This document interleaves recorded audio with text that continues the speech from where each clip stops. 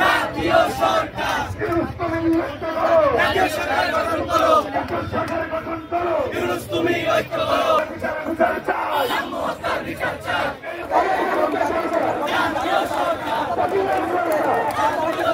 অনেক উপদেষ্টারা বলছে তাদেরকে নিয়ে নাকি বিভ্রান্তি ছড়ানো হচ্ছে, এখানে কোনো বিভ্রান্তি ছড়ানো হচ্ছে না।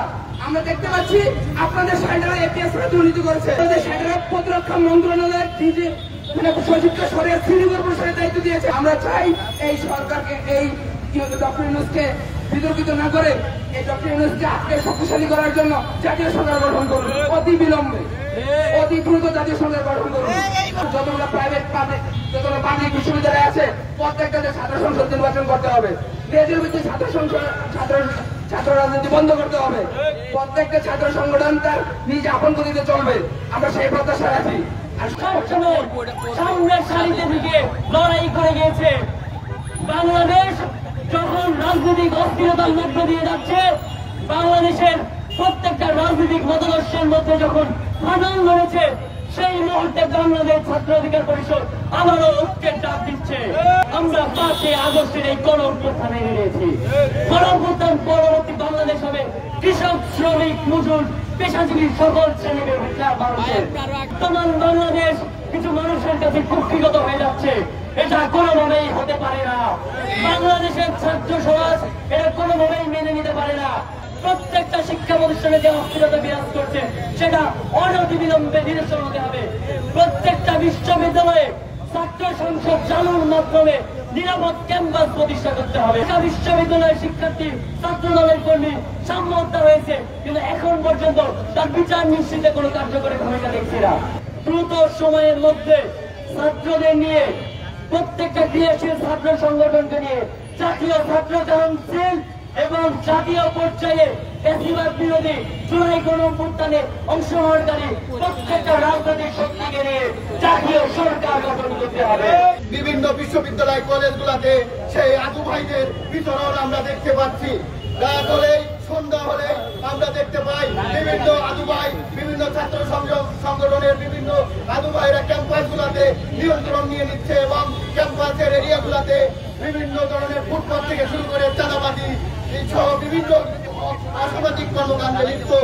আমরা দ্রুত ক্যাম্পাসগুলোতে ছাত্র সংসদ নির্বাচনের মাধ্যমে রানিং স্টুডেন্টদের প্রতিনিধিত্ব আমরা চাই।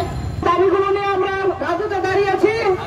সেই দাবিগুলো দাঁড়ানো আমাদের পক্ষে এক ধরনের লজ্জাকর বিষয়। কারণ গণঅভ্যুত্থানের পূর্ববর্তী সময়ে ক্যাম্পাসগুলোতে যে ধরনের লেজুর ভিত্তিক ছাত্র রাজনীতি চলত, সারা বাংলাদেশে যে অরাজকতার পরিস্থিতি তৈরি হয়েছিল, সেই গণঅভ্যুত্থান পরবর্তীতে আমরা চেয়েছিলাম একটি সুন্দর নিরাপদ ক্যাম্পাস হবে, দেশ এক ঐক্যমতের ভিত্তিতে একটি দেশ পরিচালিত হবে। কিন্তু আমরা দেখতে পাচ্ছি ঢাকা বিশ্ববিদ্যালয়ের মতো সারা বাংলাদেশের ক্যাম্পাসগুলোতে ছাত্র সংসদ নির্বাচনগুলোকে স্থগিত রাখা হয়েছে এবং ছাত্র সংসদ হচ্ছে শিক্ষার্থীদের একটি অরাজনৈতিক প্ল্যাটফর্ম, যে ছাত্র সংগঠনের মাধ্যমে, ছাত্র সংসদের মাধ্যমে শিক্ষার্থীরা তাদের ন্যায্য অধিকার, তাদের যে দাবি দেওয়া বিশ্ববিদ্যালয় প্রশাসনের কাছে সেগুলো তুলে ধরবে। জানিয়েছি, আপনারা জানেন যে আমাদের গত অনেক বছর হয়ে গেছে আমাদের ছাত্র সংসদ নির্বাচন হচ্ছে না। আপনারা কি ভয় পাচ্ছে যে বাংলাদেশে আর কোন লড়তড়ি না হোক?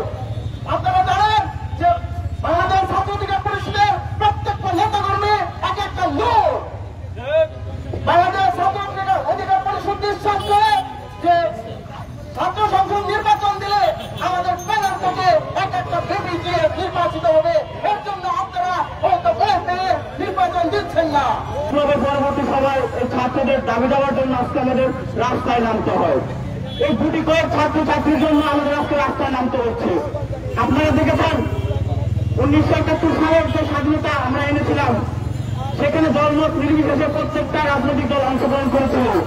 কিন্তু একটি পরিবার সেই চেতনাকে ধারণ করে 53 বছরে বাংলাদেশের সাধারণ মানুষের রক্ত ছুটে গিয়েছে। সেই ফলশ্রুতিতে কিন্তু তারা 15 আগস্ট 1975 সাল থেকে ছিল এবং পরবর্তীতে 24-এর সেই 5 আগস্ট করে দেখেছে। আসলে তাদের জন্য আগস্ট মাসটাই বেশ, পরবর্তী 10 তারিখ নির্ধারিত তাদের জন্য।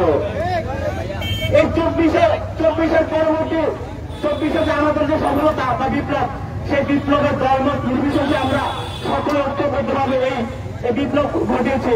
কিন্তু এই বিপ্লবটাকে সেই 1971 সালের মতো গুটি কয়েক লোক সেই চেতনাকে পুঁজি করে তারা তাদের কাছে নিজেদের এই চেতনাকে ধারণ করে শুধু, আর বাদবাকি যারা ছিল বিপ্লবের অংশীদার তাদেরকে এখান থেকে বের করে দিয়ে শুধু নিজেরা নিজেদের মধ্যে সেই পরিবার কেন্দ্রিক রাজনীতির যারা লিপ্ত হয়েছে।